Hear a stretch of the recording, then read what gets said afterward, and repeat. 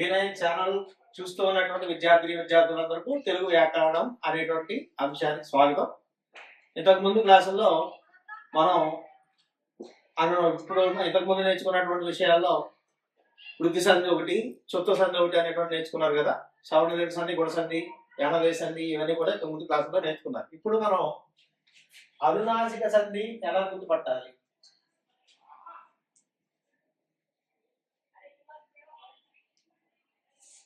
అనునాసిక సంధి ఎలా, అనునాసిక సంధి అంటే ఏంటి? ఇంతకుముందు చుత్త సంధి అనేటువంటి అంశం మనం చెప్పినప్పుడు వర్గాల్లో చివరి అక్షరాలు ఏవైతే ఉన్నాయో జ్ఞ, ఞ, అణ, నామ ఈ అక్షరాల్ని మనం అనునాసికలు అని చెప్పేసి అంటారు. మరొకసారి రాస్తున్నాను, అవి కూడా చూడండి. అనునాసికలు, అనునాసికలు అనొచ్చు, లేదంటే అనునాసికములు అని కూడా అనొచ్చు. అనునాసికములు ఏవి? జ్ఞ, ఞ, అణ, నా, మ ఈ 5 అక్షరాలని అనునాసికములు అని చెప్పేసి అంటారు. ఇవి వర్గాల్లో చివరి అక్షరాలు. వర్గాల్లో చివరి అక్షరాలు అయినటువంటి జ్ఞ, ఞ, అణ, నామ వీటిని అనునాసికములు అంటారు. అనునాసికము అంటే ముక్కు సహాయంతో పలకబడే అక్షరాలు అనునాసికలు. ఈ అనునాసికలు వచ్చేటువంటి సంధి అనునాసిక సంధి. ప్రతి సంధికి కూడా మనం సూత్రం నేర్చుకున్నట్టుగానే ఈ సంధి సూత్రం కూడా ఒకసారి నేర్చుకున్నాం. సంధి సూత్రము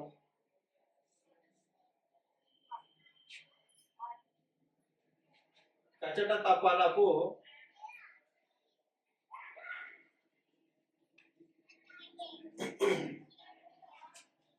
నా ఆర్మ లు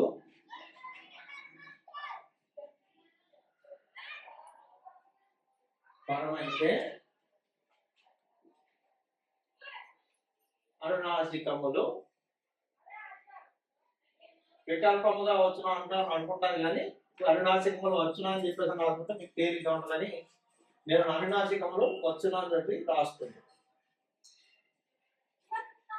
కచట తపలకు అంటే ఇంతకుముందు నేర్చుకున్న చుక్క సంధిలో కచట తపలకు అంటే నేర్చుకున్నారు. మరొకసారి చెప్తున్నానండి. కచట తపలు అంటే పరుషాలు అని అర్థం. పరుషాలకి నా ఆర్ మా అంటే నా గాని మా గాని పరం అయితే అనునాసికములుగా మారుతాయి.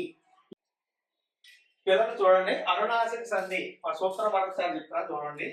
కచట తపలకి నామాలు పరమైతే అనునాసికములు వచ్చును అని చెప్పేసి సూత్రాన్ని రాసుకున్నాం. అనునాసికములు అంటే జ్ఞ, ఞ, అణ, నామ ఈ అట్లే అనునాసికములు అంటారు. ఇప్పుడు కచట తపలకి అంటే మొదటి పదంలో చివరి అక్షరాలు కచట తపలు ఉంటాయి. కా గాని, చా గాని, తా గాని, తా గాని, పా గాని ఉంటాయి. వాటికి నా గాని మా గాని వచ్చినట్లయితే అనునాసిక అక్షరంగా మారుతాయి అనేటువంటి సూత్రం. ఇప్పుడు దీన్ని ఎలా ఉదాహరణ పూర్వకంగా రాస్తామో చూడండి.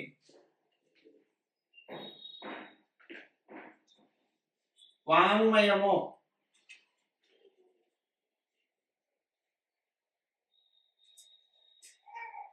వాంగ్మయము అనేటువంటి పదం. దీన్ని విడదీస్తే వాక్ ప్లస్ మయము. ఇక్కడ చూడండి, కచట తపల్లో ఇది కాక కా, ఇందులో నమల్లో మా పరం అయితే వాంగ్మయము అనేటువంటి పదం ఏర్పడి అనునాసిక అక్షరంగా మారింది. అదేవిధంగా నా అనేటువంటి వస్తే ఈ విధంగా మారుతుంది చూడండి. కొన్ని ఇంకో ఉదాహరణ రాస్తున్నాను. దీన్ని చూడండి, జగన్మాత అనే పదం.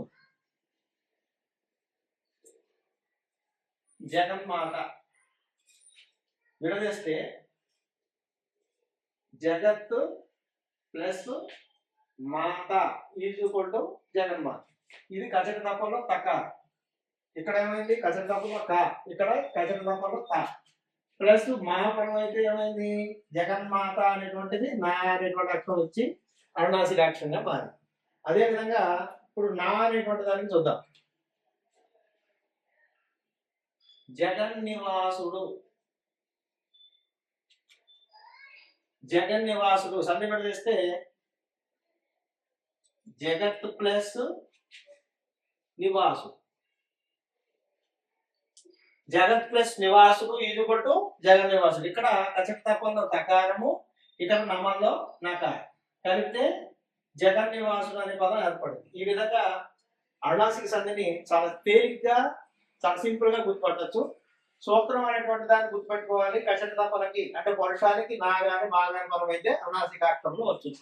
ఈ విధంగా సూత్రాన్ని చాలా తేలిగ్గా గుర్తుపెట్టుకోండి. అనునాసికాక్షరం అంటే ఏంటి అనేటువంటి గుర్తుపెట్టుకోవచ్చు. ముఖ్యంగా 6వ తరగతి 7వ తరగతి విద్యార్థులకైతే ఒక సెంటెన్స్ ఇచ్చి అందులో అనునాసికాక్షరాలని గుర్తుపట్టండి అని పార్ట్ బిలో అడుగుతుంది.